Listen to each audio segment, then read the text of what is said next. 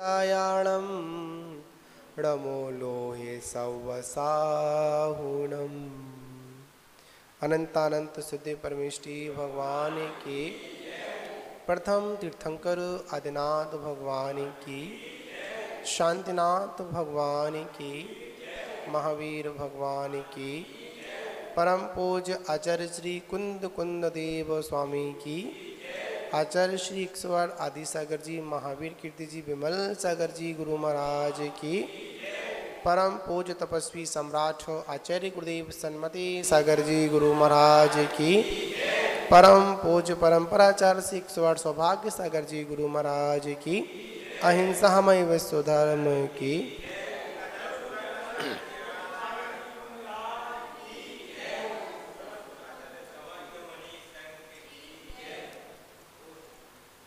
मान बाबू, हमारी आत्मा किस प्रकार निर्मल हो, उसके लिए तीर्थंकर भगवंतों ने, गर्दर परमिष्टियों ने परंपरागत आचार परंपरा के अनुसार उस आत्मा को निर्मलता कैसे मिली,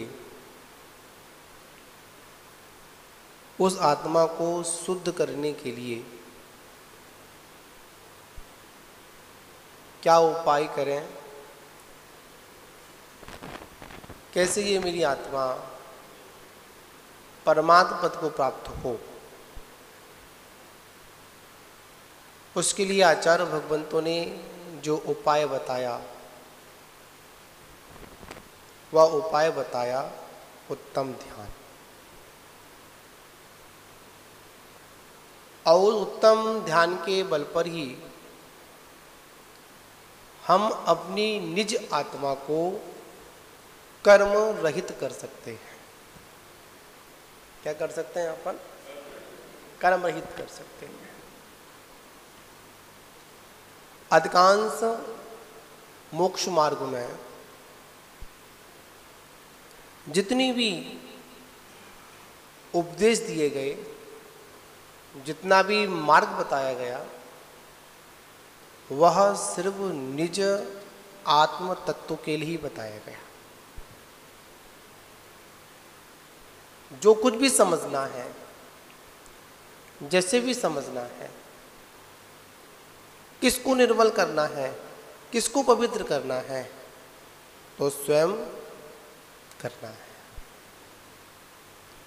और इसको पवित्र करने वाला कौन है? बताओ, कोई है कि पवित्र करने वाला? स्वयं। स्वयं ही जिम्मेदार हूं, निर्मल करने में भी और अनिर्मल करने में भी। मानते हैं इस आत्मा के साथ में अनादिकाल से कर्मों का संबंध है। अब आप लोगों से पूछें, कर्मों का संबंध या कर्मों ने आत्मा को संबंध बनाया या आत्मा ने कर्म का संबंध बनाया? किसने बनाया? जीव ने खुद। किसके बस? अज्ञानतावश। किसके प्रति झुकाव किया? पर वस्तुओं के प्रति सिर्फ, और किसी के लिए नहीं। डाला राहुल, बड़े माजी आ रहे, बंद करें। आत्मा ने आत्मा को कर्मों से क्या किया? युक्त किया। हम लोग को सत्रह में राधेपुरी चतुर्मास कर रहे थे, तो राधेपुरी चतुर्मास में अमृत कलश का स्वाध्याय चल रहा था, है ना? आपने सुना अमृत स्वामी जी का अमृत कलश, समय सार पर उन्होंने व्याख्यान किया। बड़ा वहां पर एक सुंदर एक प्रकरण आया, आपको सुनाता हूं मैं। हम लोग यहां पर बैठे हुए हैं, सुरक्षित है ना? संयोगवश बाहर बारिश हो रही थी। क्या हो रही है? बारिश हो रही है। बारिश ने कहा कि आ तू भीग। क्यों रामस्वरूप जी? बारिश ने कभी कहा क्या कि आ महान बाप तू भीग, मैं तेरा इंतजार कर रहा हूं, मैं तेरा इंतजार कर, तेरे को भिगाने के लिए बड़ा बेताब हूं, आ एक बार आ। पर यह जीव बाहर निकल के गया। कौन गया? जीव मतलब हम स्वयं। कहां गए? बाहर निकल कर गए, और बाहर निकल कर गए तो हुआ क्या? भीग गए। और कहते क्या है? अरे यार बारिश में भीग गए यार, बारिश ने भिगा दिया। क्या बोलते हैं हम लोग? किसने भिगा दिया? बारिश में भीग गए। बारिश बहुत तेज थी, पर क्या करें, भीग गए अपन। अब बताओ, बारिश ने तो नहीं कहा भीग जाओ। जब बारिश हो रही थी तो आप बच भी सकते थे ना, कोई स्थान भी देख सकते थे, छत देख सकते, छाता लगा सकते थे, या कोई एक समय के लिए कहीं रुक जाते, बारिश निकल जाती, आप नहीं भीगते। आचार्य भगवान समझा रहे हैं हम लोगों को। मानते हैं कि संसार में प्रतिक्षण कर्मों की बारिश हो रही है। क्या हो रही है? संसार में प्रतिक्षण, संसार के इस दुनिया में, इस तीनों लोकों में कर्म परमाणु ठठाठस भरा हुआ है। हम खुद जाते हैं। कहां जाते हैं? कोई जगह खाली नहीं है, हम खुद जाते हैं, और खुद जाकर क्या करते हैं? उस बारिश में भीगते हैं। और दोष किसको देते हैं? अरे उसने ऐसा कर दिया। हम तो शांत प्रणामी थे। कैसे थे? शांत प्रणामी थे। हमको किसी से कोई मतलब नहीं था, हम तो रास्ते से जा रहे थे। पर क्या हुआ? सामने वाला ने टकरा गया, उसने 4 शब्द कह दिए, तो मेरे पर क्या नहीं हुआ? बर्दाश्त नहीं हुआ, सहन नहीं हुआ। तो मैंने भी क्या किया? उसने 2 सुनाया तो मैंने 4 सुना दिया, सब बराबर हुआ।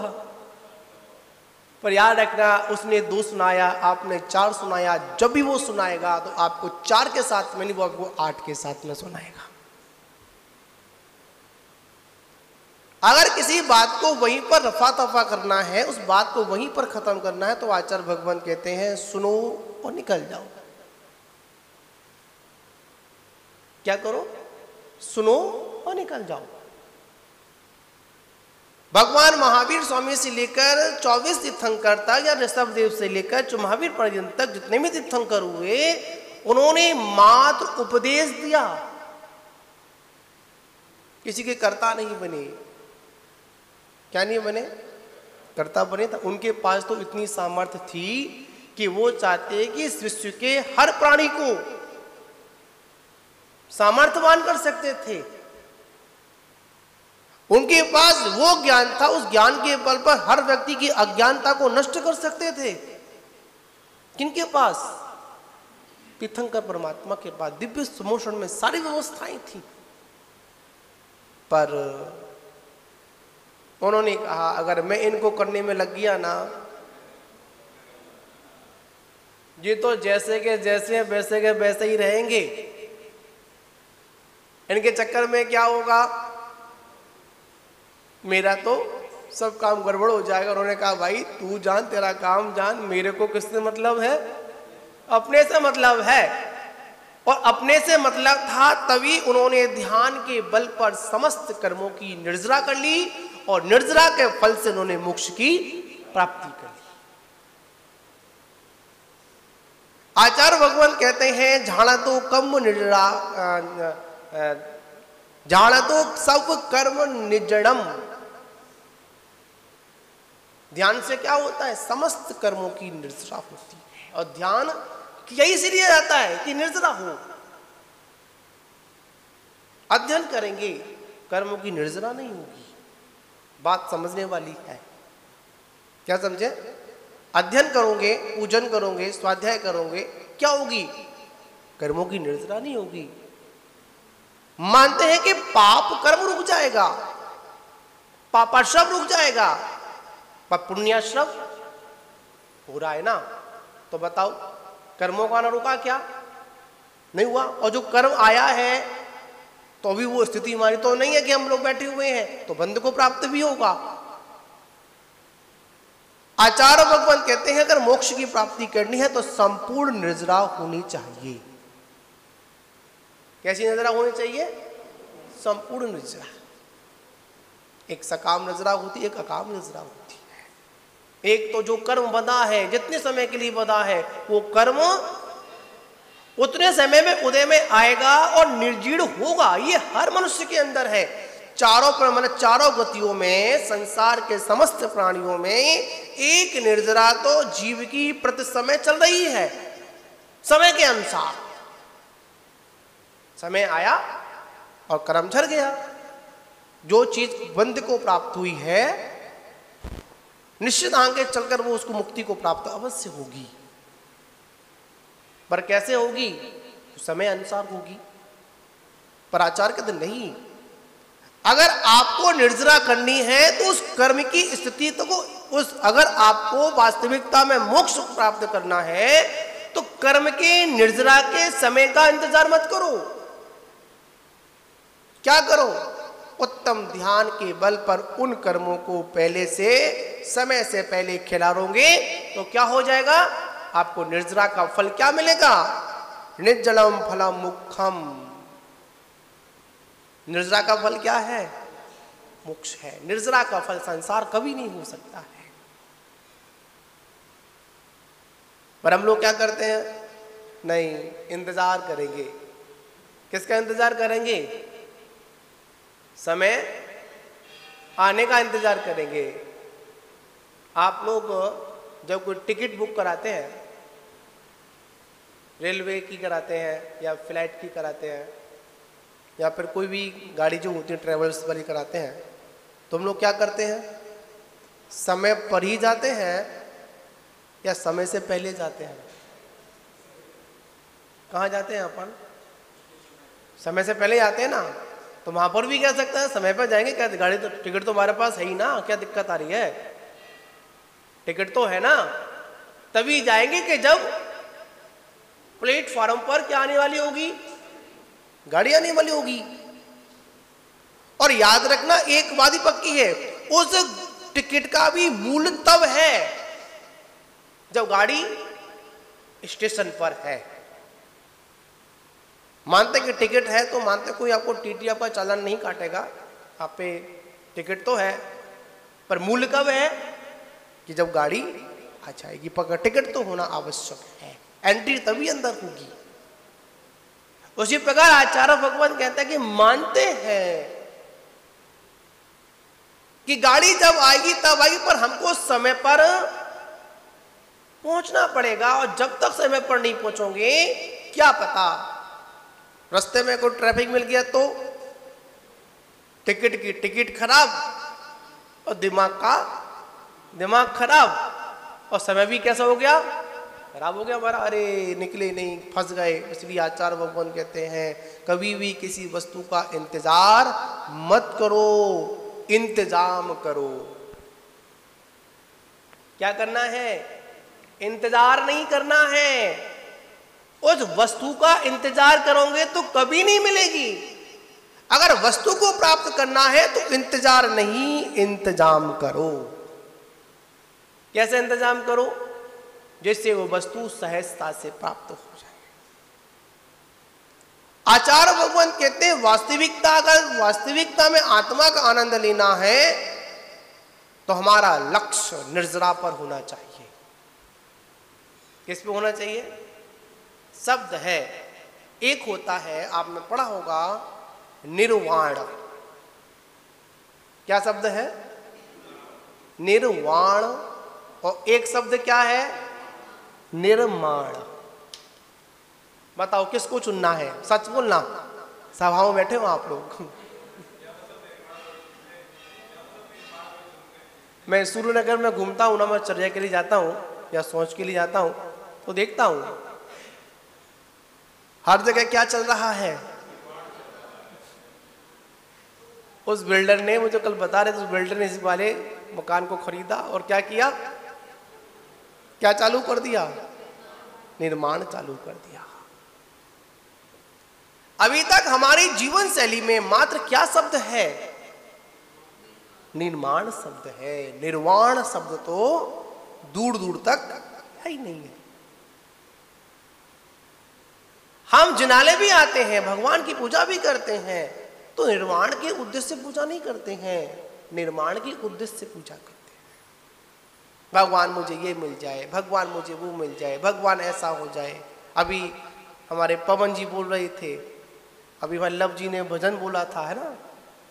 पवन जी ने बोला कि भगवान को मतलब नहीं है तुम क्या कर रहे हो, पूजा करो तो ठीक, ना करो तो ठीक। ना भगवान कुछ देने वाले हैं, ना भगवान लेने वाले हैं। पर याद रखना, ना भगवान कुछ लेने वाले हैं, ना भगवान कुछ देने वाले, पर जो कुछ भी मिलेगा भगवान उसमें निमित्त मिलेगा और हमारे परिणामों की विशुद्धि से मिलेगा। याद रखना, परमात्मा की सन्निधि में आने से हमारे परिणामों में विशुद्धि आती है। आप मंदिर क्यों आते हैं? बताइए आप लोग, मंदिर क्यों आते हैं? विशुद्धि के लिए आते हैं ना। और जब तक हमारे परिणामों में विशुद्धि नहीं बनेगी, तब तक हमको इष्ट फल की प्राप्ति नहीं होगी। हमारे परिणाम कैसे हैं? बड़े मलिन हैं, राग द्वेष वाले हैं, ईर्षा वाले हैं, कसायों वाले हैं। कसाई कितनी होती हैं? 4, क्रोध, मान, माया, लोभ। लोभ वाले परिणाम है। अनेक प्रथमानुयोग ग्रंथों में पढ़ने को मिला, जब भी राजा महाराजा भगवान की आराधना करते थे, पूजन करते थे, भरत चक्रवर्ती जब पूजन करता था तो सीमित वस्तुओं से भगवान की पूजन नहीं करता था। कैसी से? सीमित। सीमित से मतलब ना, एक बात इतने द्रव्य से करना है, एक ही थाली से करना है, इतने चावल चढ़ाने हैं, इतने ही बादाम चढ़ाने हैं, इतने अक्षत चढ़ाना है, इतना ही क्या करना है? द्रव्य चढ़ाना। नहीं नहीं, ऐसा नहीं। भरतेश वैभव आदि ग्रंथों में पढ़ने को मिला, जब चक्रवर्ती ने भगवान की महापूजा की, क्या की? ऋषभदेव स्वामी की महापूजन की, और महापूजन में इतना अच्छा, इतना सुंदर द्रव्य चढ़ाया, पहाड़ के पहाड़ बन जाते हैं। क्या बन जाते हैं? पहाड़ के पहाड़ बन जाते हैं। और हम लोग मन में क्या सोचते हैं? इतनी सारी द्रव्य चढ़ा रहे हैं, चढ़ाने के बाद में इस द्रव्य का क्या होगा? क्यों जी प्रेमचंद जी? नहीं तो चलिए, निर्वाल है। हमको तो मात परमात्मा ने जो दिया है, तेरा तुझको अर्पण। आप तारीख भी कौन सी है? तेरा। तारीख भी कौन सी आज? तेरा। जो कुछ भी है, जैसा भी है, सब किसके प्रसाद से है? किसकी भक्ति से है? आपके ही प्रसाद से मुझे ये कुछ, सब कुछ मिला है परमात्मा। और मैं क्या करता हूं? तुमको ही अर्पण कर देता हूं। ये भक्त की भावना है। कैसी है? भक्त की भावना है। याद रखना, अगर निश्चय तक पहुंचना है, निश्चय धर्म को स्वीकार करना है, तो व्यवहार धर्म में चलना पड़ेगा। हमने अधिकांश देखा है, बहुत लोग मिलते हैं, बहुत चर्चाएं करते हैं, अध्यात्म लोग होते हैं। जैसी जिनालय में आते हैं, स्वास्थ्य सभा में आते हैं, संतों के सानिध्य में आते हैं, तो संपूर्णता से निश्चय की बात करते हैं। ऐसा प्रतीत होता है कि इनसे बड़ा धर्मात्मा शायद सूर्यनगर में तो होगा ही नहीं, यहाँ के तो पता ही नहीं। क्या समझते हैं हम लोग? जैसे ही सभा में आते हैं तो पता लगता है कि इनसे बड़ा धर्मात्मा कोई दूसरा नहीं है। हाँ महाराज। और जैसे ही सभा का विसर्जन हुआ, जैसे ही घर तक पहुंचा, व्यवहार धर्म को भी ठीक से पालन नहीं कर पाता है। बात बड़ी समझने वाली है। आचार्य भगवंतों ने सब आचार्य श्री ने, आचार्य भगवंतों ने स्पष्ट आदेश दिया, व्यवहार में रह रहे हो तो व्यवहार की क्रियाएं करनी पड़ेगी। क्या करनी पड़ेगी? बिना व्यवहार के आपका निश्चय होने वाला नहीं है। इस बात को आप स्वीकार कर लेना। ग्रस्त अगर है, अगर ये आंखें खुली हुई है ना, तब तक आपका व्यवहार धर्म है। कौन सा धर्म है? व्यवहार धर्म। और व्यवहार धर्म के अनुसार आपको हर चीज का क्या करना पड़ेगा? पालन करना पड़ेगा, जीवन जीना पड़ेगा। और जब आप ध्यान में हो, किसमें हो? ध्यान में हो, तो बाहरी आडंबरों से आपका ध्यान हट चुका है, अपनी आत्मा में स्थिर हो चुका है। तब कहीं पर जाकर कहा, अगर बाहर की ओर ध्यान जाता है तो वो तुम्हारे दीर्घ संसार का कारण है। समझिए, आपको बड़ी मार्मिक बात आप लोगों से कहूंगा मैं आज। आपका ध्यानत अवस्था नहीं है, ध्यान की अवस्था नहीं है, आप ऐसे ही बैठे हुए हैं, स्वाध्याय कर रहे हैं, तो आचार्य भगवंत कहते हैं आपको विवेक अनुसार अपनी क्रिया करनी पड़ेगी। मुनियों का गुणस्थान है, एक गुणस्थान का विषय आता है तो मुनि उसमें रहते हैं, प्रमत्त और अप्रमत्त। छठवां और सातवें की ऊपर दशा की ध्यान अवस्था होती है। छठवें से ऊपर जाओ तो ध्यान प्रारंभ हो जाता है। छठवां गुणस्थान व्यवहार धर्म का है। कौन से धर्म का है? व्यवहार धर्म है ना। प्रमत्त दशा है, अप्रमत्त दशा नहीं है। प्रतिक्रमण करना पड़ेगा, सामाई करनी पड़ेगी, बुद्धिपूर्वक, अबुद्धिपूर्वक नहीं। अपने 28 मूल्य गुणों का पालन कैसे करना पड़ेगा? बुद्धिपूर्वक करना पड़ेगा, अबुद्धिपूर्वक नहीं करना पड़ेगा। एरिया पर सम्मति चलोगे तो किसमें आएगी आपकी? बुद्धिपूर्वक है ना। हाथ पे जाओगे तो कौन सी क्रिया आएगी? बुद्धिपूर्वक आएगी। शोधन करोगे कौन सी है? बुद्धिपूर्वक है ना। जब वही मुनि ध्यान में बैठा हो तो आचार्य भगवान कहते हैं उस ओर ध्यान लेकर मत जाना। आचार्य कुंद स्वामी का सख्त आदेश मुनियों के लिए है। भाई मुनियों की बात कर रहा हूं मैं। क्योंकि ध्यान का स्वामी अगर कोई है, अगर ध्यान की सिद्धि किसी को हो सकती है तो किसको हो सकती है? सिर्फ मुनि को हो सकती है, यतियों को हो सकती है, ध्यान योगी को हो सकती है। श्रावक तो मात्र ध्यान करने का अभ्यास कर सकता है, ध्यान में स्थिर नहीं हो सकता। समझे ना आप लोग? बात यहां पर है।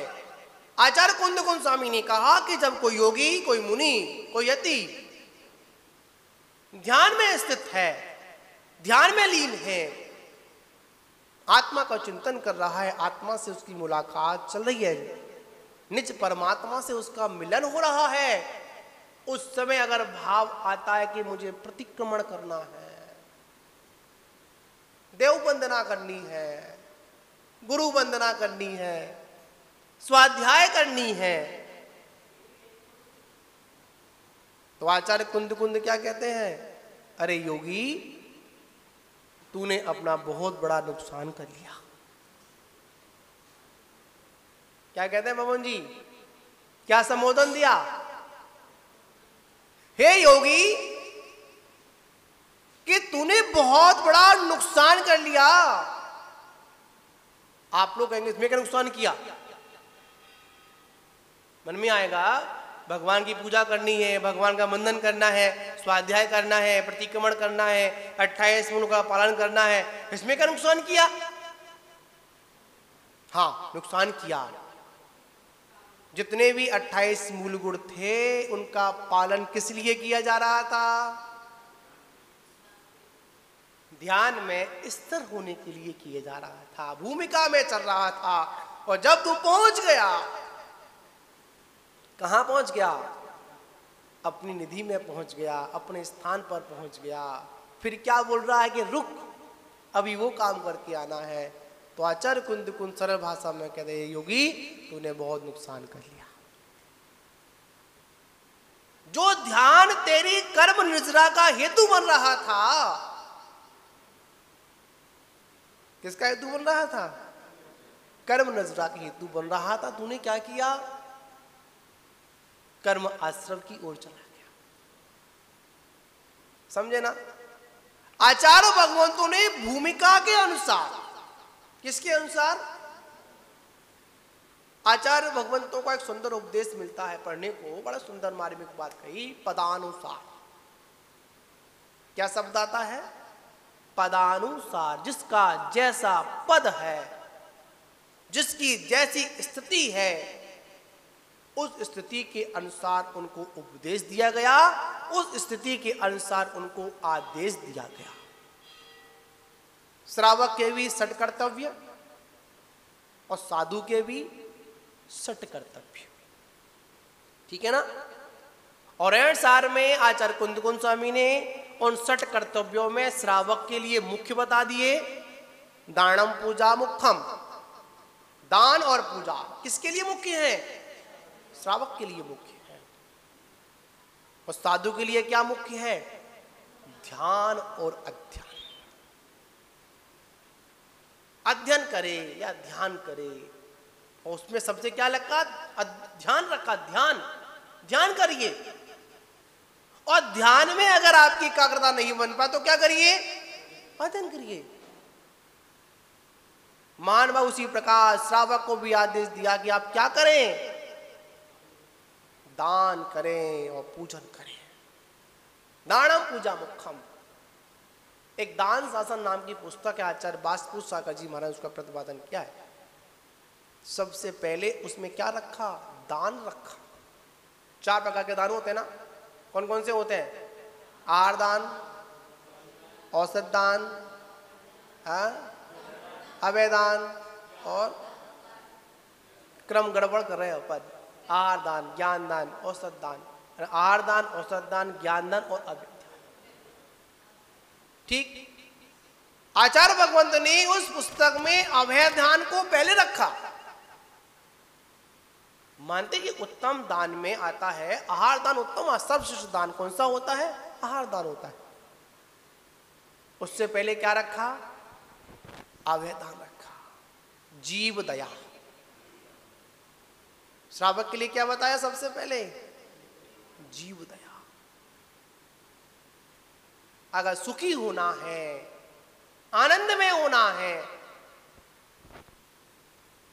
चाहे कितनी भी पूजन पाठ कर लेना, कितने भी व्रत नियम को पालन कर लेना, कितनी भी उत्कृष्ट साधना कर लेना, अगर आपके जीवन में जीव दया नहीं है तो वो सब कुछ व्यर्थ है।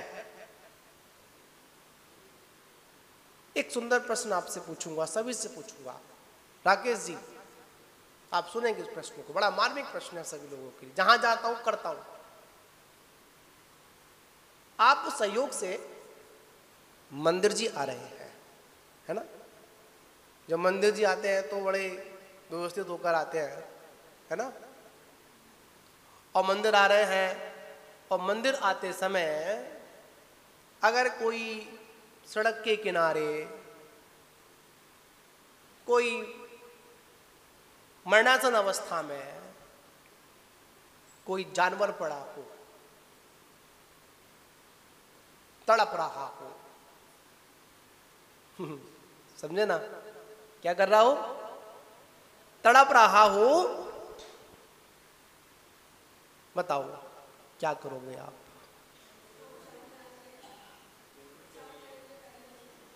ये शब्दों की बात है, प्रैक्टिकल बात नहीं है। शब्दों की बात नहीं करना चाहिए हम लोगों को अगर सुखी होना है तो।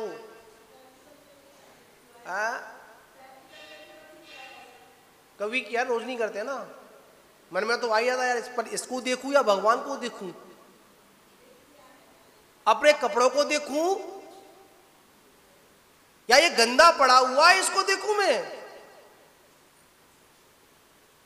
मन में हीनता आई जाती है, पहले मंदिर जाता हूं बाद में इसको देखूंगा। क्या, पहले किसको देखूंगा? भगवान को देखूंगा। मन में ख्याल आता है?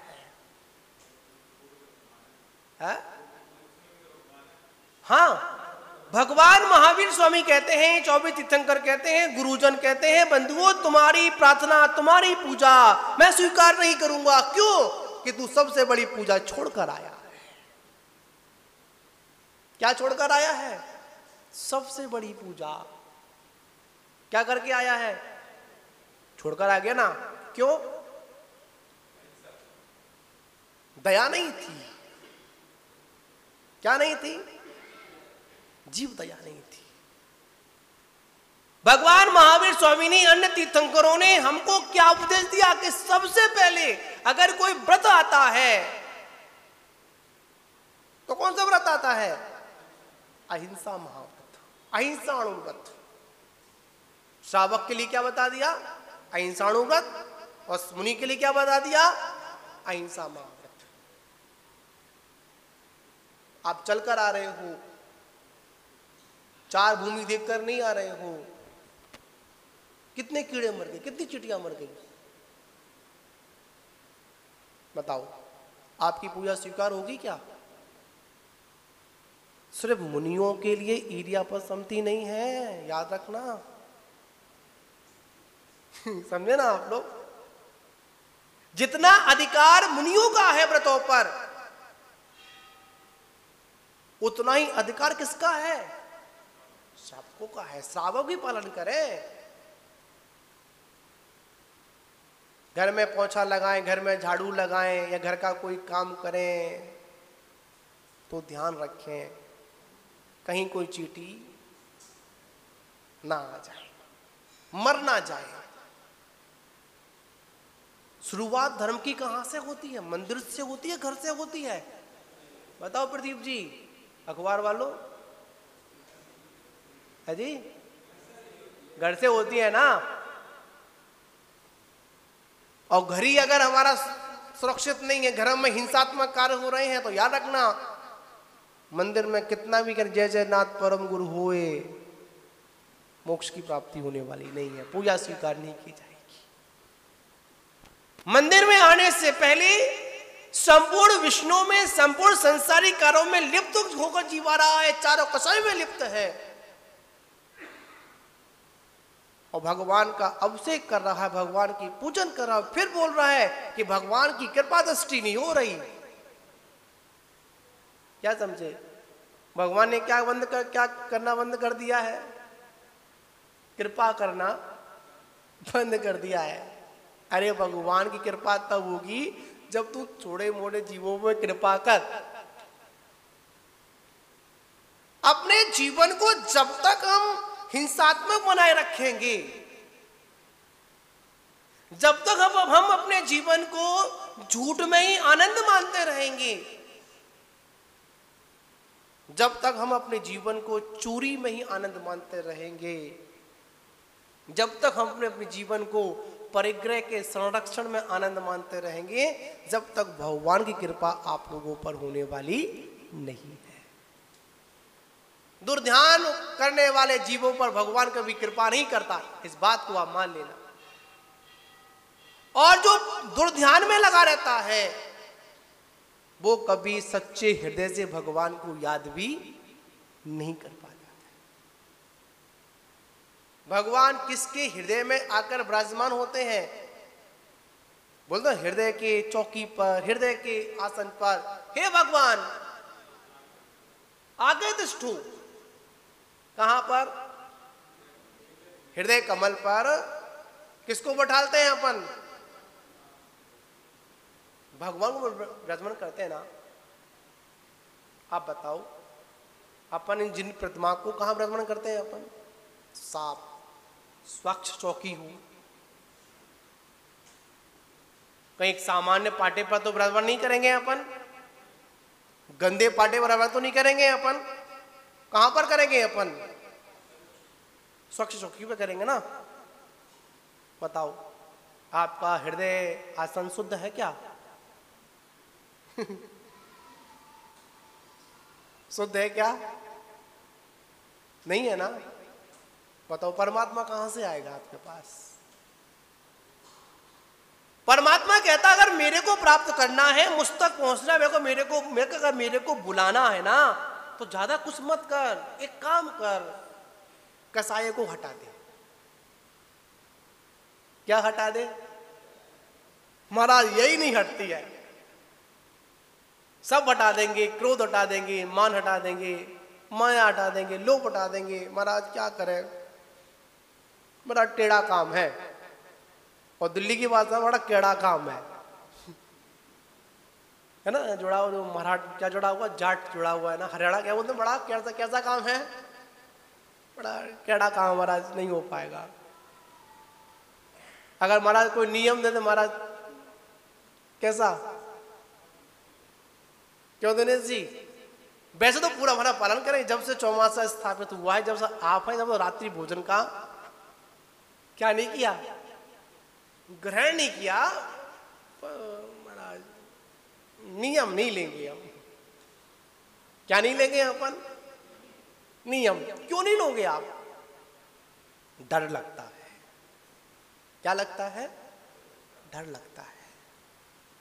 याद रखना, किसी भी नियम से तब डर लगता है जब नियम का महत्व का हमको ज्ञान नहीं होता है।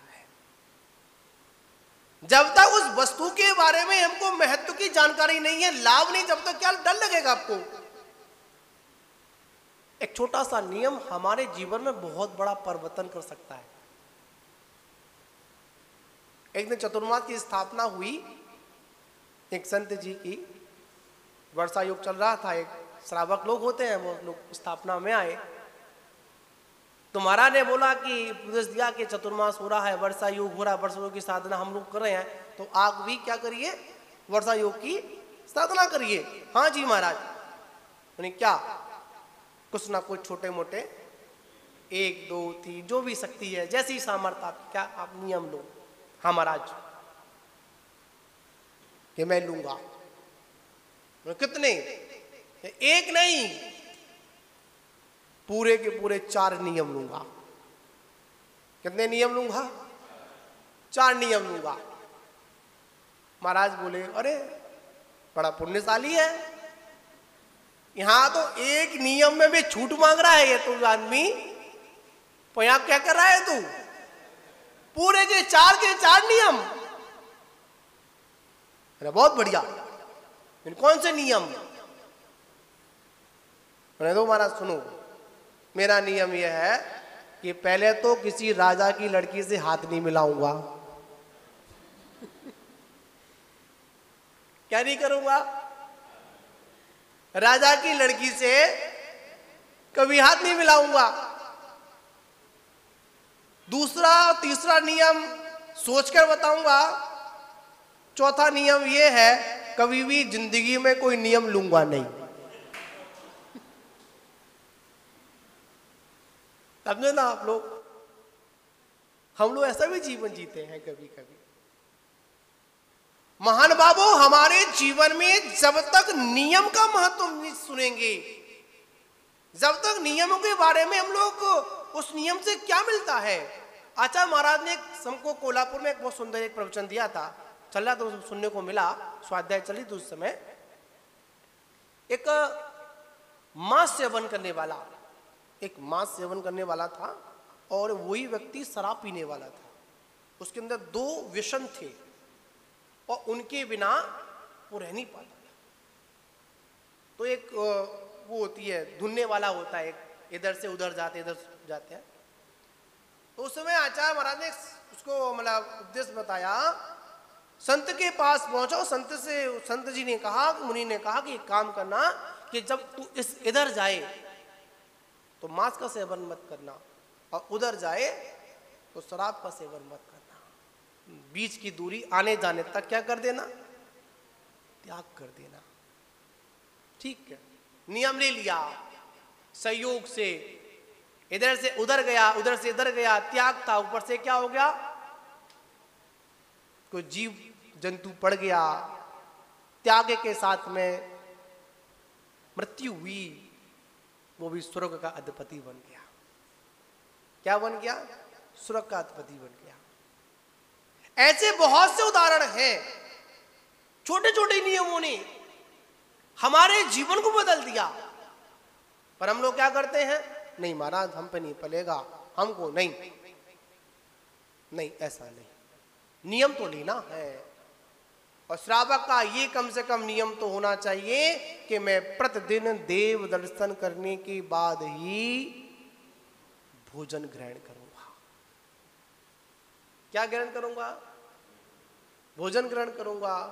आचार्य भगवान कहते हैं रात में भोजन करते हो, अवक्ष का कोई ध्यान नहीं है, और बड़े भक्ति भाव से भगवान मेरे हृदय कमल में पधारो। बताओ भगवान पधारेगा क्या, भगवान कहेगा भैया तब पधारूंगा, पहले हृदय की चौकी तो ठीक कर, सुरक्षित कर। इसमें तेरे हृदय में दुर्ध्यान भरा हुआ है। क्या भरा हुआ है, दुर्ध्यान भरा हुआ है, और मेरे को बुला रहा है, संभव नहीं, ना भूतो ना भविष्यति। परमात्मा उन्हीं के हृदय में स्थापित होता है, परमात्मा उन्हीं की सुनता है जो परमात्मा की सुनता है। क्या समझे आप लोग, परमात्मा किसकी सुनता है, जो परमात्मा की सुनता है।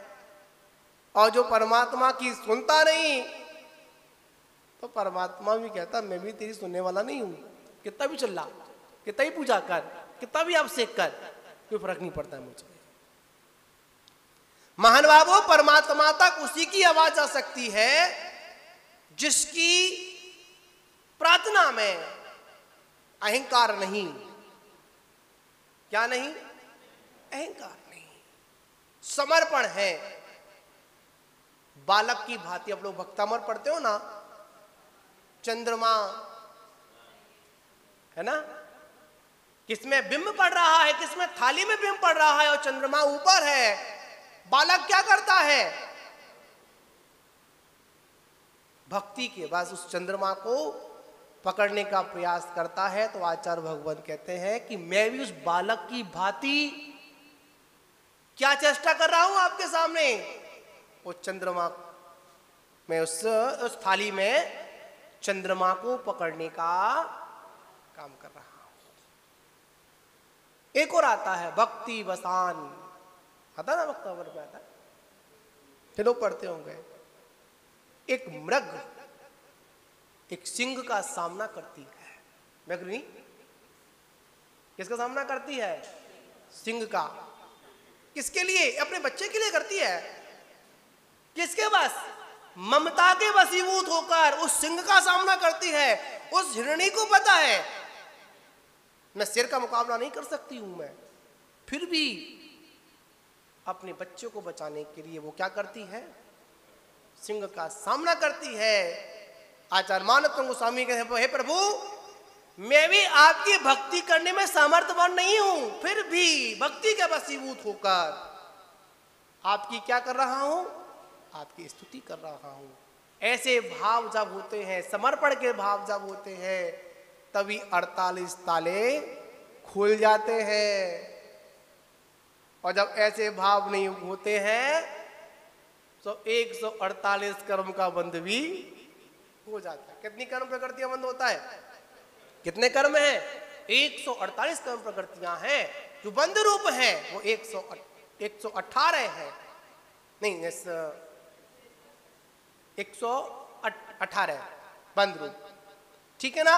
यहां पर विचार करना है, सोचना है, चिंतन करना है। भक्ति में क्या चल रहा है हमारे, कलुषता चल रही है, ध्यान से नहीं कर रहे हैं, तो भगवंत कहते हैं पहले ध्यान को एकाग्र करिए, कसायों को हटाइए। अगर कोई मिल जाए तो क्या सुनाइए उसे, नमोकार मंत्र सुनाइए। नहीं, भगवान को सुनाएंगे नमो रिहंताणम, नमो सिद्धाणम, नमो आयरियाणम, नमो वज्रायाणम, नमो लोए। किसको सुनाते हैं,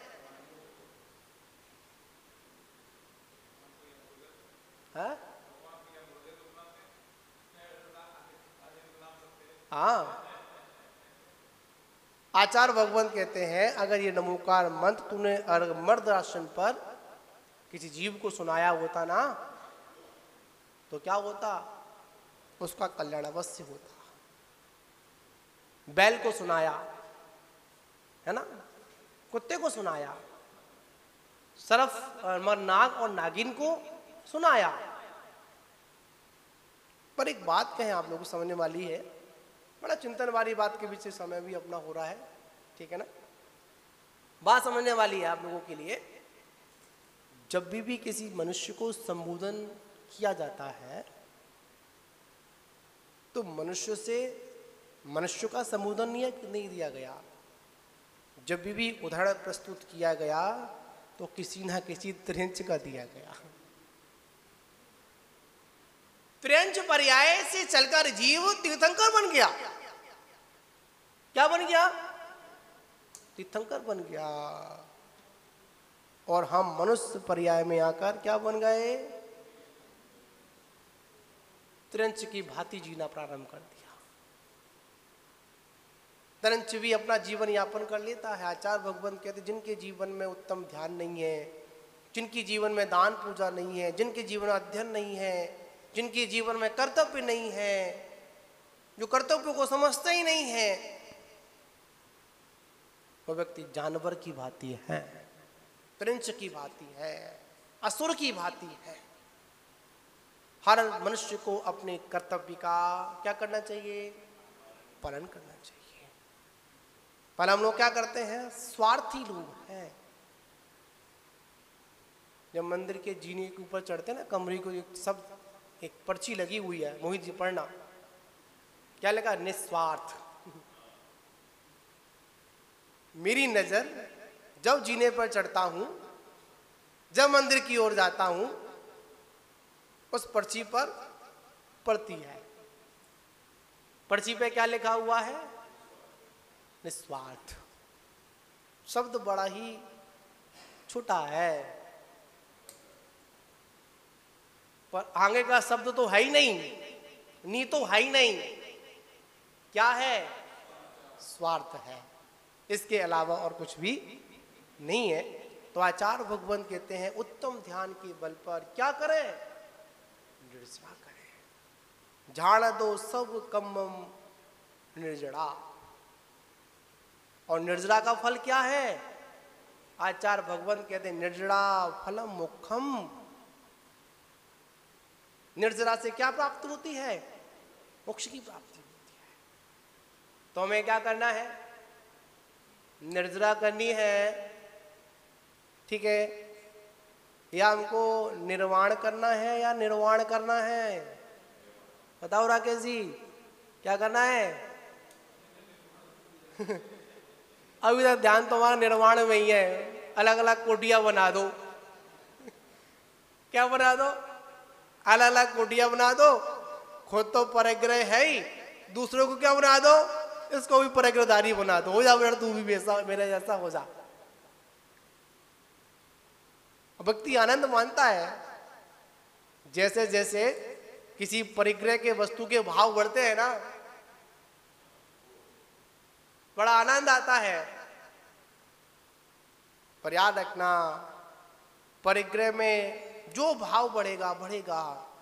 अगर भवों का अंत करना है, क्या करना है, अगर भवों का अंत करना है तो अपने परिणामों में विशुद्ध भाव करने पड़ेंगे। परिग्रह में आनंद नहीं मानना, चोरी में आनंद नहीं मानना, झूठ बोलने में आनंद नहीं मानना, हिंसा में आनंद नहीं मानना। इसी को कहते हैं रौद्र परिणाम।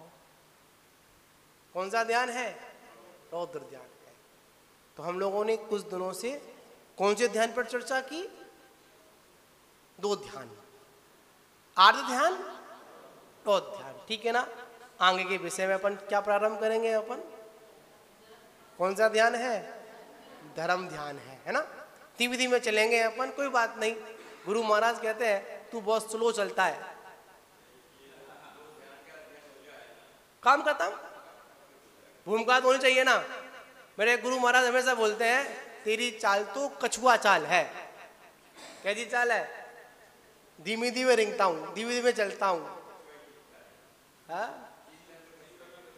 खरगोश चाल नहीं चलता मैं। गुरु महाराज कहते हैं, हमने पढ़ा होगा, पुस्तक में आया था, दौड़ हुई किसमें? कछुए में, खरगोश में हुई। खरगोश ने क्या किया? सो गया। तेज तो चला, स्पीड में चला, पर क्या हुआ? अरे यार थक गया, वो तो आ जाएगा, वो तो धीमे धीमे आएगा, मैं थोड़ा क्या कर लूं, आराम कर लेता हूं। आराम करने बैठ गया, सो गया। कछुआ प्रति समय गतिशील रहा, चलता रहा, चलता रहा, चलता रहा। और समय क्या आ जाता है? आगे निकल जाता है। एक हमारे तीर्थंकर है ना, कौन से भगवान है? उनका चिन्ह क्या है? कछुआ। पता है? कछु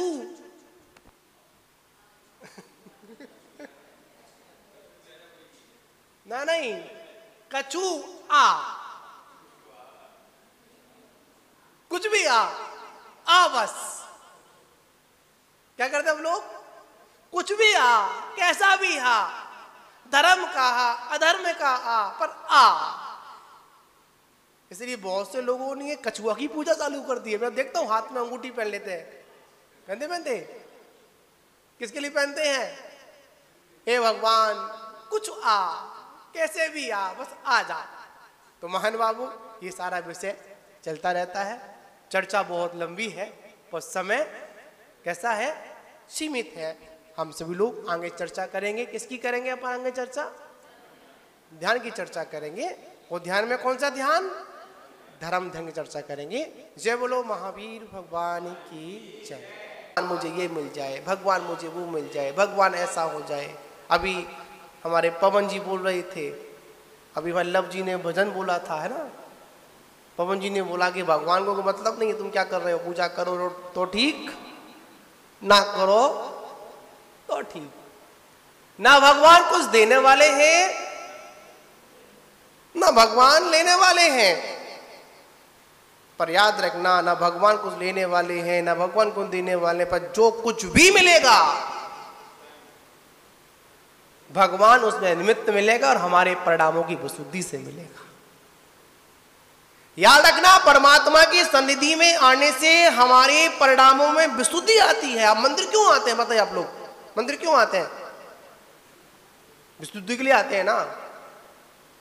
और जब तक हमारे परिणामों में विशुद्धि नहीं बनेगी, तब तक हमको इष्ट फल की प्राप्ति नहीं होगी। हमारे परिणाम कैसे हैं? बड़े मलिन हैं, राग द्वेष वाले हैं, ईर्ष्या वाले हैं, कसायों वाले हैं।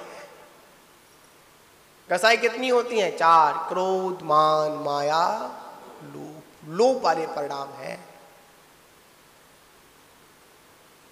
अनेक प्रथमानुयोग ग्रंथों में पढ़ने को मिला, जब भी राजा महाराजा भगवान की आराधना करते थे, पूजन करते थे, भरत चक्रवर्ती जब पूजन करता था तो सीमित वस्तुओं से भगवान की पूजन नहीं करता था। कैसी से? सीमित। सीमित से मतलब ना, एक बस इतनी द्रव्य से करना है, एक ही थाली से करना है, इतने चावल चढ़ाने हैं, इतने ही बादाम चढ़ाने हैं, इतने ही अक्षत चढ़ाना है, इतना ही क्या करना है, द्रव्य चढ़ाना। नहीं नहीं, ऐसा नहीं। भरतेश वैभव आदि ग्रंथों में पढ़ने को मिला जब चक्रवर्ती ने भगवान की महापूजा की। क्या की? ऋषभदेव स्वामी की महापूजन की, और महापूजन में इतना अच्छा, इतना सुंदर द्रव्य चढ़ाया, पहाड़ के पहाड़ बन जाते हैं। क्या बन जाते हैं? पहाड़ के पहाड़ बन जाते हैं। और हम लोग मन में क्या सोचते हैं, इतनी सारी द्रव्य चढ़ा रहे हैं, चढ़ाने के बाद में इस द्रव्य का क्या होगा? क्यों जी प्रेमचंद जी?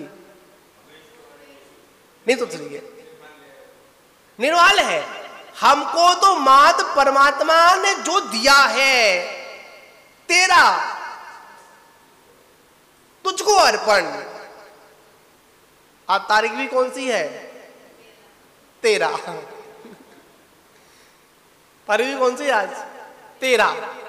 जो कुछ भी है, जैसा भी है, सब किसके प्रसाद से है, किसकी भक्ति से है? आपके ही प्रसाद से मुझे ये कुछ, सब कुछ मिला है परमात्मा। और मैं क्या करता हूं? तुमको ही अर्पण कर देता हूं। ये भक्त की भावना है। कैसी है? भक्त की भावना है। याद रखना, अगर निश्चय तक पहुंचना है, निश्चय धर्म को स्वीकार करना है, तो व्यवहार धर्म में चलना पड़ेगा। हमने अधिकांश देखा है, बहुत लोग मिलते हैं, बहुत चर्चाएं करते हैं, अध्यात्म लोग होते हैं, जैसी जिनालय में आते हैं, स्वास्थ्य सभा में आते हैं, संतों के सानिध्य में आते हैं, तो संपूर्णता से निश्चय की बात करते हैं। ऐसा प्रतीत होता है कि इनसे बड़ा धर्मात्मा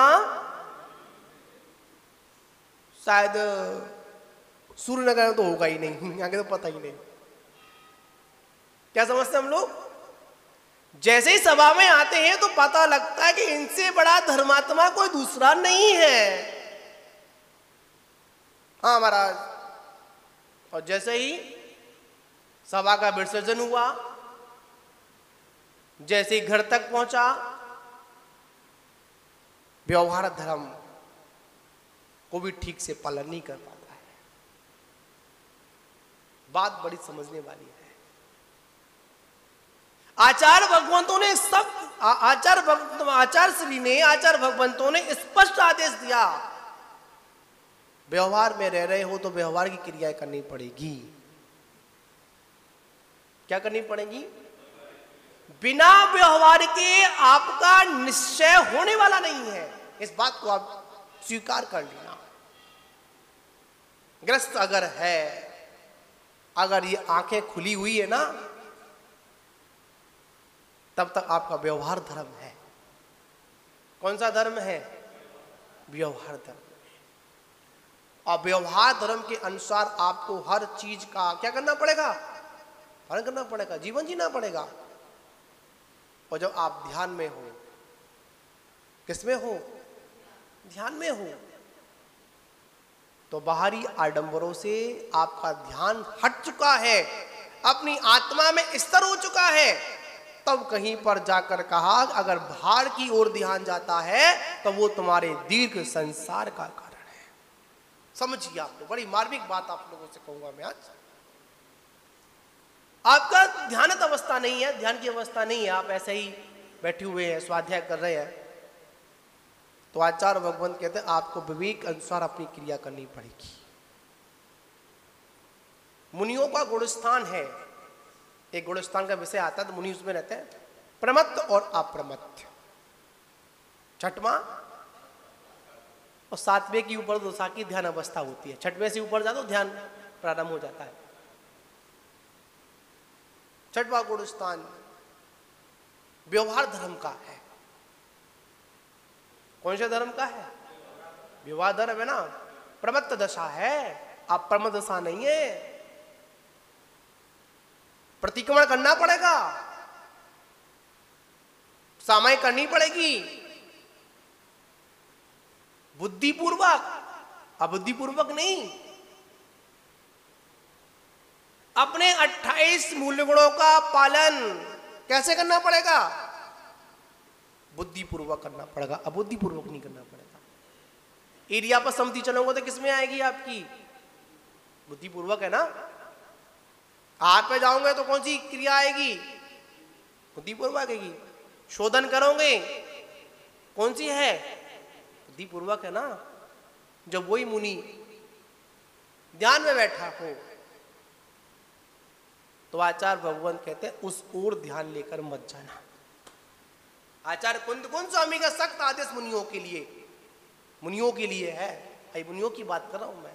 क्योंकि ध्यान का स्वामी अगर कोई है, अगर ध्यान की सिद्धि किसी को हो सकती है तो किसको हो सकती है? सिर्फ मुनि को हो सकती है, यतियों को हो सकती है, ध्यान योगी को हो सकती है।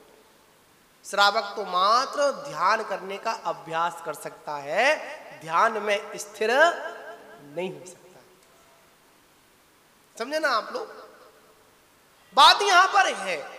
आचार्य कुंद स्वामी ने कहा कि जब कोई योगी, कोई मुनि, कोई यति ध्यान में स्थित है, ध्यान में लीन है, आत्मा का चिंतन कर रहा है, आत्मा से उसकी मुलाकात चल रही है, निज परमात्मा से उसका मिलन हो रहा है, उस समय अगर भाव आता है कि मुझे प्रतिक्रमण करना है, देव वंदना करनी है, गुरु वंदना करनी है, स्वाध्याय करनी है, तो आचार्य कुंद क्या कहते हैं? अरे योगी, तूने अपना बहुत बड़ा नुकसान कर लिया। क्या कहते हैं बमन जी? क्या संबोधन दिया? हे योगी, कि तूने बहुत बड़ा नुकसान कर लिया। आप लोग कहेंगे इसमें क्या नुकसान किया? मन में आएगा भगवान की पूजा करनी है, भगवान का वंदन करना है, स्वाध्याय करना है, प्रतिक्रमण करना है, 28 गुणों का पालन करना है, इसमें क्या नुकसान किया? हाँ, नुकसान किया। जितने भी 28 मूल गुण थे उनका पालन किस लिए किया जा रहा था? ध्यान में स्थिर होने के लिए किया जा रहा था, भूमिका में चल रहा था। और जब तू पहुंच गया, कहां पहुंच गया? अपनी निधि में पहुंच गया, अपने स्थान पर पहुंच गया। फिर क्या बोल रहा है कि रुक, अभी वो काम करके आना है। तो आचार्य कुंद सरल भाषा में कहते हैं योगी, तूने बहुत नुकसान कर लिया। जो ध्यान तेरी कर्म निजरा का हेतु बन रहा था, किसका हेतु बन रहा था? कर्म नजरा का हेतु बन रहा था। तूने क्या किया? कर्म आश्रम की ओर चला गया। समझे ना? आचार्य भगवंतों ने भूमिका के अनुसार, किसके अनुसार? आचार्य भगवंतों का एक सुंदर उपदेश मिलता है पढ़ने को, बड़ा सुंदर मार्मिक बात कही, पदानुसार। क्या शब्द आता है? पदानुसार। जिसका जैसा पद है, जिसकी जैसी स्थिति है, उस स्थिति के अनुसार उनको उपदेश दिया गया, उस स्थिति के अनुसार उनको आदेश दिया गया। श्रावक के भी षट कर्तव्य और साधु के भी षट कर्तव्य, ठीक है ना? और सार में आचार्य कुंद स्वामी ने उन षट कर्तव्यों में श्रावक के लिए मुख्य बता दिए। दानम पूजा मुख्यम, दान और पूजा किसके लिए मुख्य है? श्रावक के लिए मुख्य है। और साधु के लिए क्या मुख्य है? ध्यान और अध्ययन। अध्ययन करे या ध्यान करे, और उसमें सबसे क्या लगा? ध्यान रखा। ध्यान करिए। और ध्यान में अगर आपकी एकाग्रता नहीं बन पाए तो क्या करिए? अध्ययन करिए। मानवा उसी प्रकार श्रावक को भी आदेश दिया कि आप क्या करें? दान करें और पूजन करें। दानम पूजा मुख्यम। एक दान शासन नाम की पुस्तक है, आचार्य वासुदेव सागर जी महाराज उसका प्रतिपादन किया है। सबसे पहले उसमें क्या रखा? दान रखा। 4 प्रकार के दान होते हैं ना, कौन कौन से होते हैं? आहार दान, औसत दान, अभय दान और क्रम गड़बड़ कर रहे हैं अपन। आहार दान, ज्ञान दान, औसत दान। आहार दान, औसत दान, ज्ञान दान और अभय दान। ठीक। आचार्य भगवंत ने उस पुस्तक में अभय दान को पहले रखा। मानते कि उत्तम दान में आता है आहार दान। उत्तम सर्वश्रेष्ठ दान कौन सा होता है? आहार दान होता है। उससे पहले क्या रखा? अभय दान रखा। जीव दया। श्रावक के लिए क्या बताया सबसे पहले? जीव दया। अगर सुखी होना है, आनंद में होना है, चाहे कितनी भी पूजन पाठ कर लेना, कितने भी व्रत नियम को पालन कर लेना, कितनी भी उत्कृष्ट साधना कर लेना, अगर आपके जीवन में जीव दया नहीं है तो वो सब कुछ व्यर्थ है। एक सुंदर प्रश्न आपसे पूछूंगा, सभी से पूछूंगा।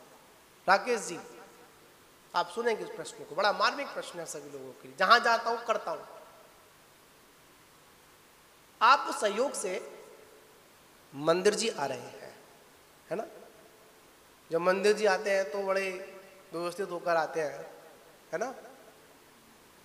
और मंदिर आ रहे हैं, और मंदिर आते समय अगर कोई सड़क के किनारे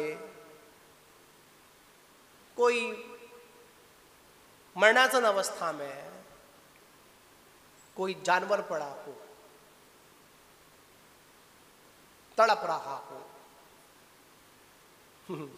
समझे ना? क्या कर रहा हो? तड़प रहा हो, बताओ क्या करोगे आप?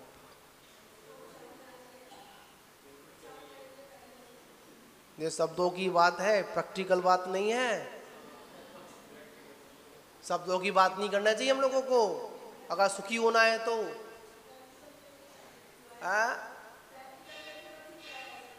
कभी किया, रोज नहीं करते ना। मन में तो आ जाता यार, इस पर इसको देखूं या भगवान को देखूं, अपने कपड़ों को देखूं या ये गंदा पड़ा हुआ है इसको देखूं मैं। मन में हीनता आई जाती है, पहले मंदिर जाता हूं बाद में इसको देखूंगा। क्या? पहले किसको देखूंगा? भगवान को देखूंगा। मन में ख्याल आता है,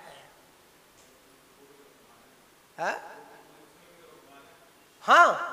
भगवान महावीर स्वामी कहते हैं, 24 तीर्थंकर कहते हैं, गुरुजन कहते हैं, बंधुओं तुम्हारी प्रार्थना, तुम्हारी पूजा मैं स्वीकार नहीं करूंगा। क्यों? कि तू सबसे बड़ी पूजा छोड़कर आया है। क्या छोड़कर आया है? सबसे बड़ी पूजा। क्या करके आया है? छोड़कर आ गया ना। क्यों? दया नहीं थी।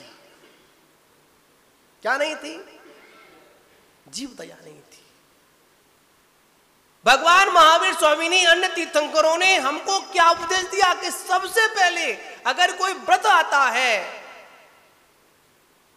तो कौन सा व्रत आता है? अहिंसा महाव्रत, अहिंसा अणुव्रत। श्रावक के लिए क्या बता दिया? अहिंसा अणुव्रत। और मुनि के लिए क्या बता दिया? अहिंसा महाव्रत। आप चलकर आ रहे हो, 4 भूमि देखकर नहीं आ रहे हो। कितने कीड़े मर गए, कितनी चींटियां मर गई, बताओ आपकी पूजा स्वीकार होगी क्या? सिर्फ मुनियों के लिए ईर्ष्या पर सम्मति नहीं है, याद रखना। समझे ना आप लोग? जितना अधिकार मुनियों का है व्रतों पर, उतना ही अधिकार किसका है? श्रावकों का है। श्रावक भी पालन करें। घर में पोछा लगाएं, घर में झाड़ू लगाएं या घर का कोई काम करें तो ध्यान रखें कहीं कोई चींटी ना आ जाए, मर ना जाए। शुरुआत धर्म की कहां से होती है? मंदिर से होती है, घर से होती है? बताओ प्रदीप जी, अखबार वालों, है जी, घर से होती है ना। और घर ही अगर हमारा सुरक्षित नहीं है, घर में हिंसात्मक कार्य हो रहे हैं, तो याद रखना मंदिर में कितना भी कर जय जय नाथ परम गुरु होए, मोक्ष की प्राप्ति होने वाली नहीं है, पूजा स्वीकार नहीं की जाएगी। मंदिर में आने से पहले संपूर्ण विष्णु में, संपूर्ण संसारिक कार्यों में लिप्त होकर जीवा रहा है, चारों कसाई में लिप्त है, और भगवान का अभिषेक कर रहा है, भगवान की पूजन कर रहा है, फिर बोल रहा है कि भगवान की कृपा दृष्टि नहीं हो रही। क्या समझे? भगवान ने क्या करना बंद कर दिया है? कृपा करना बंद कर दिया है। अरे भगवान की कृपा तब होगी जब तू छोटे मोटे जीवों में कृपा कर। अपने जीवन को जब तक हम हिंसात्मक बनाए रखेंगे, जब तक हम अपने जीवन को झूठ में ही आनंद मानते रहेंगे, जब तक हम अपने जीवन को चोरी में ही आनंद मानते रहेंगे, जब तक हम अपने जीवन को परिग्रह के संरक्षण में आनंद मानते रहेंगे, जब तक भगवान की कृपा आप लोगों पर होने वाली नहीं है। दुर्ध्यान करने वाले जीवों पर भगवान कभी कृपा नहीं करता, इस बात को आप मान लेना। और जो दुर्ध्यान में लगा रहता है वो कभी सच्चे हृदय से भगवान को याद भी नहीं कर पाता। भगवान किसके हृदय में आकर विराजमान होते हैं? बोलते हृदय के चौकी पर, हृदय के आसन पर, हे भगवान आगे तिष्ठो। कहां पर? हृदय कमल पर। किसको बैठालते हैं अपन? भगवान को विराजमान करते हैं ना। आप बताओ, अपन जिन प्रतिमा को कहां विराजमान करते हैं अपन? साफ स्वच्छ चौकी हो, कहीं एक सामान्य पाटे पर तो विराजमान नहीं करेंगे अपन, गंदे पाटे पर विराजमान तो नहीं करेंगे अपन। कहां पर करेंगे अपन? स्वच्छ चौकी पर करेंगे ना। बताओ, आपका हृदय आसन शुद्ध है क्या? शुद्ध है क्या? नहीं है ना। बताओ, परमात्मा कहां से आएगा आपके पास? परमात्मा कहता अगर मेरे को प्राप्त करना है, मुझ तक पहुंचना है, मेरे को बुलाना है ना, तो ज्यादा कुछ मत कर, एक काम कर, कसाई को हटा दे। क्या हटा दे? महाराज यही नहीं हटती है। सब हटा देंगे, क्रोध हटा देंगे, मान हटा देंगे, माया हटा देंगे, लोभ हटा देंगे। महाराज क्या करें, बड़ा टेढ़ा काम है। और दिल्ली की भाषा में बड़ा टेढ़ा काम है ना। जुड़ा हुआ जो मराठ क्या जुड़ा हुआ, जाट जुड़ा हुआ है ना, हरियाणा क्या बोलते हैं, बड़ा कैसा काम है, बड़ा टेढ़ा काम महाराज, नहीं हो पाएगा। अगर महाराज कोई नियम दे दे महाराज, कैसा, क्यों दिनेश जी? वैसे तो पूरा भरा पालन करें। जब से चौमासा स्थापित हुआ है, जब से आप हैं, जब से रात्रि भोजन का क्या नहीं किया, ग्रहण नहीं किया, महाराज नियम नहीं लेंगे हम। क्या नहीं लेंगे अपन? नियम। क्यों नहीं लोगे आप? डर लगता है। क्या लगता है? डर लगता है। याद रखना, किसी भी नियम से तब डर लगता है जब नियम का महत्व का हमको ज्ञान नहीं होता है। जब तक उस वस्तु के बारे में हमको महत्व की जानकारी नहीं है, लाभ नहीं, जब तक क्या डर लगेगा आपको?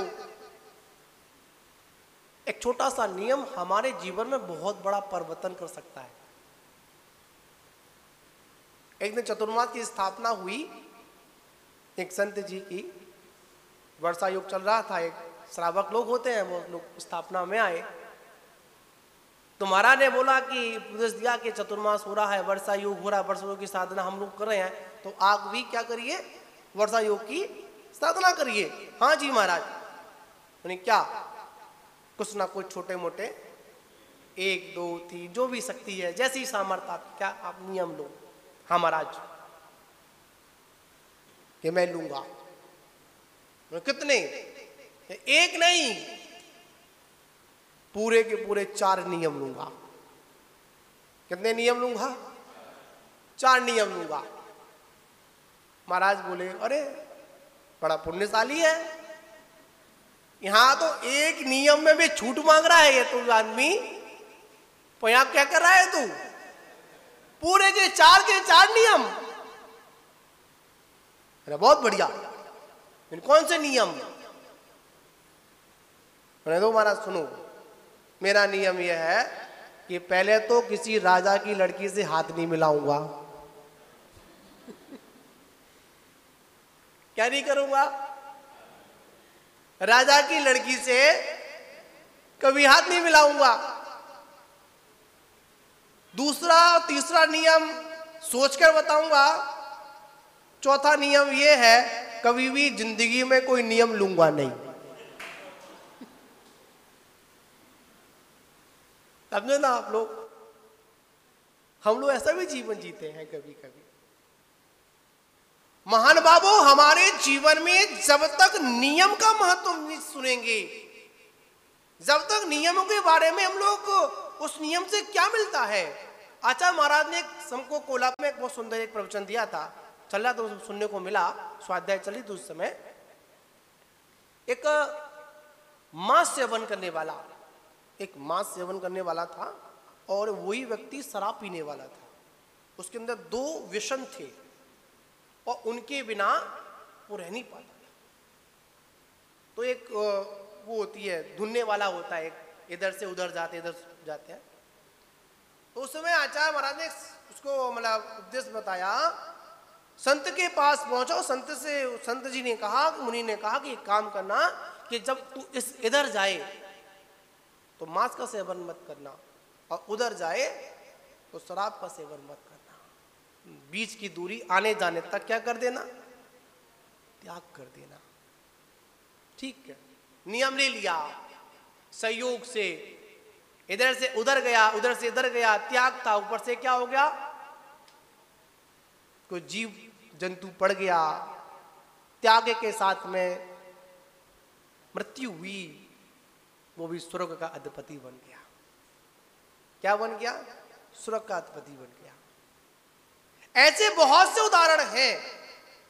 छोटे छोटे नियमों ने हमारे जीवन को बदल दिया। पर हम लोग क्या करते हैं? नहीं महाराज, हम पे नहीं पलेगा, हमको नहीं, ऐसा नहीं। नियम तो लेना है। और श्रावक का ये कम से कम नियम तो होना चाहिए कि मैं प्रतिदिन देव दर्शन करने के बाद ही भोजन ग्रहण करूंगा। क्या ग्रहण करूंगा? भोजन ग्रहण करूंगा। आचार्य भगवान कहते हैं रात में भोजन करते हो, अवक्ष का कोई ध्यान नहीं है और बड़े भक्ति भाव से भगवान मेरे हृदय कमल में पधारो। बताओ भगवान पधारेगा क्या? भगवान कहेगा भैया तब पधारूंगा, पहले हृदय की चौकी तो ठीक कर, सुरक्षित कर। इसमें तेरे हृदय में दुर्ध्यान भरा हुआ है। क्या भरा हुआ है? दुर्ध्यान भरा हुआ है। और मेरे को बुला रहा है, संभव नहीं, ना भूतो ना भविष्यति। परमात्मा उन्हीं के हृदय में स्थापित होता है, परमात्मा उन्हीं की सुनता है जो परमात्मा की सुनता है। क्या समझे आप लोग? परमात्मा किसकी सुनता है? जो परमात्मा की सुनता है। और जो परमात्मा की सुनता नहीं तो परमात्मा भी कहता मैं भी तेरी सुनने वाला नहीं हूं। कितना भी चिल्ला, कितना ही पूजा कर, कितना भी अभिषेक कर, कोई फर्क नहीं पड़ता है मुझे। महान बाबू, परमात्मा तक उसी की आवाज आ सकती है जिसकी प्रार्थना में अहंकार नहीं। क्या नहीं? अहंकार नहीं, समर्पण है। बालक की भांति आप लोग भक्तामर पढ़ते हो ना, चंद्रमा, है ना, किसमें बिंब पड़ रहा है, किसमें थाली में बिंब पड़ रहा है और चंद्रमा ऊपर है। बालक क्या करता है? भक्ति के बस उस चंद्रमा को पकड़ने का प्रयास करता है। तो आचार्य भगवत कहते हैं कि मैं भी उस बालक की भांति क्या चेष्टा कर रहा हूं आपके सामने, वो चंद्रमा में उस थाली में चंद्रमा को पकड़ने का काम कर रहा हूं। एक और आता है भक्ति वसान, आता ना वक्तावर पे आता है, चलो पढ़ते होंगे।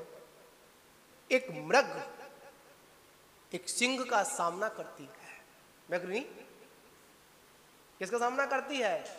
सिंह का। किसके लिए? अपने बच्चे के लिए करती है। किसके बस? ममता के वशीभूत होकर उस सिंह का सामना करती है। उस हिरणी को पता है मैं शेर का मुकाबला नहीं कर सकती हूं मैं, फिर भी अपने बच्चों को बचाने के लिए वो क्या करती है? सिंह का सामना करती है।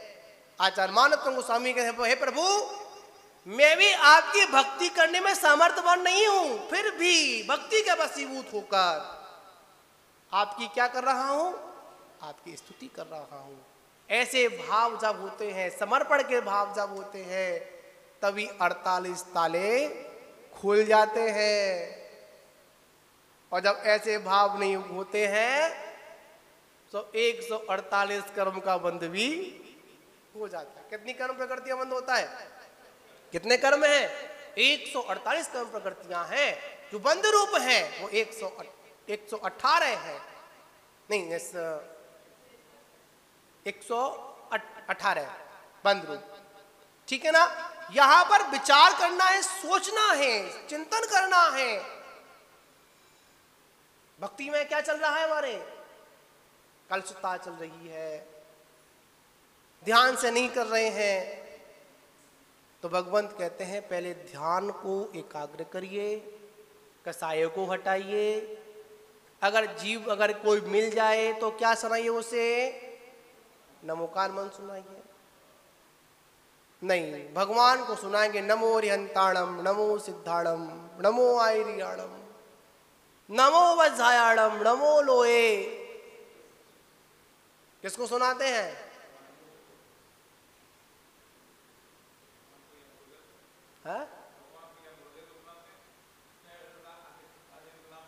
हाँ, आचार्य भगवंत कहते हैं अगर ये नमोकार मंत्र तूने मर्द आसन पर किसी जीव को सुनाया होता ना, तो क्या होता? उसका कल्याण अवश्य होता। बैल को सुनाया, है ना, कुत्ते को सुनाया, सर्फ नाग और नागिन को सुनाया।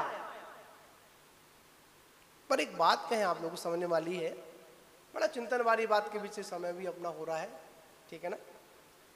बात समझने वाली है आप लोगों के लिए। जब भी किसी मनुष्य को संबोधन किया जाता है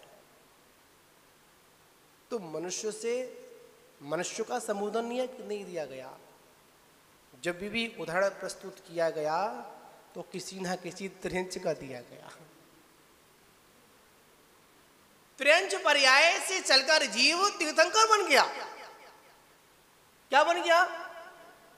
तीर्थंकर बन गया। और हम मनुष्य पर्याय में आकर क्या बन गए?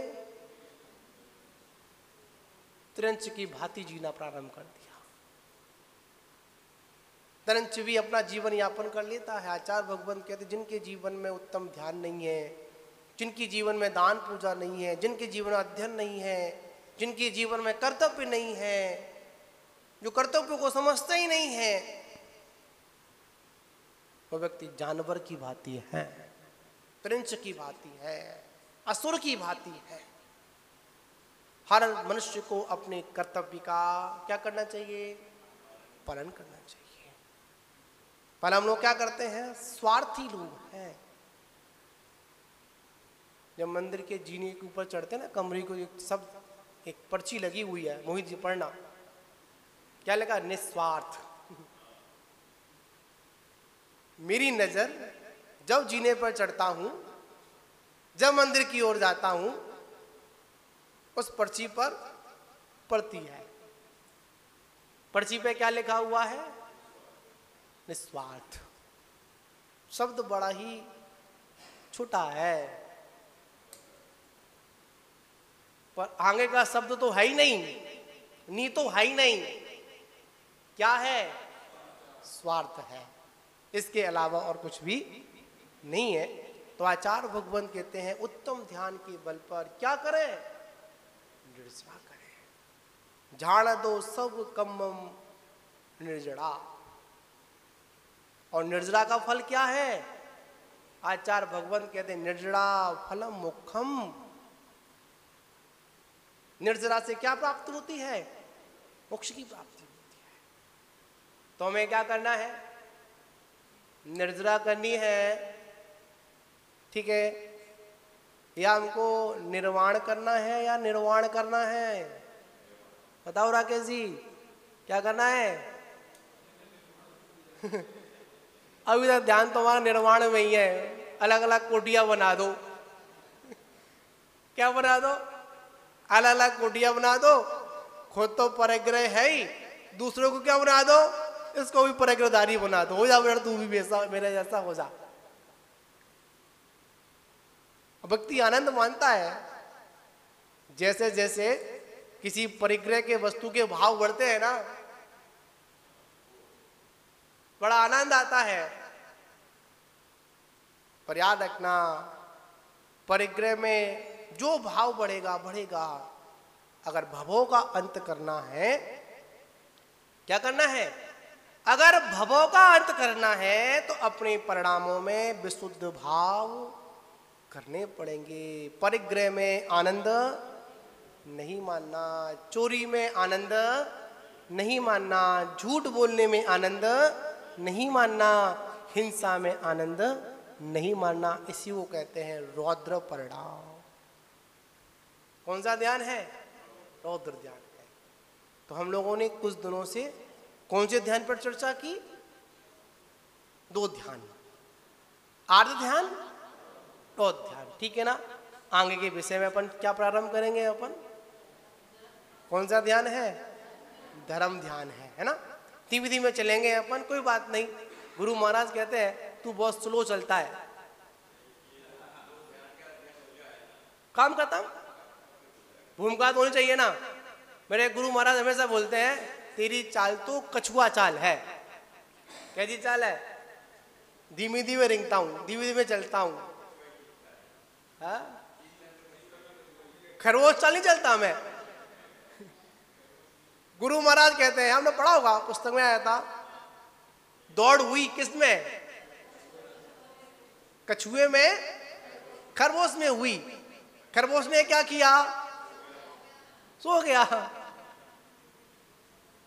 तेज तो चला, स्पीड में चला, पर क्या हुआ?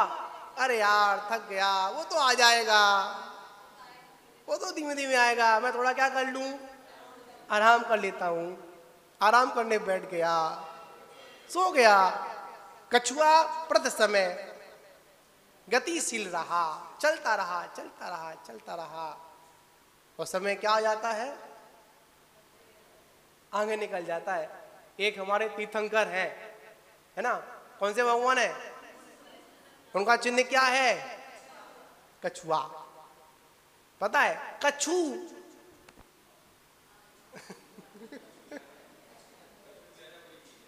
ना, नहीं, कछु आ, कुछ भी आ बस। क्या करते हम लोग? कुछ भी आ, कैसा भी आ, धर्म का आ, अधर्म का आ, पर आ। इसलिए बहुत से लोगों ने कछुआ की पूजा चालू कर दी है। मैं देखता हूं हाथ में अंगूठी पहन लेते हैं। पहनते किसके लिए पहनते हैं? हे भगवान कुछ आ, कैसे भी आ, बस आ जा। तो महान बाबू, ये सारा विषय चलता रहता है। चर्चा बहुत लंबी है, पर समय कैसा है? सीमित है। हम सभी लोग आगे चर्चा करेंगे। किसकी करेंगे अपन आगे चर्चा? ध्यान की चर्चा करेंगे। वो ध्यान में कौन सा ध्यान? धर्म ध्यान की चर्चा करेंगे। जय बोलो महावीर भगवान की जय।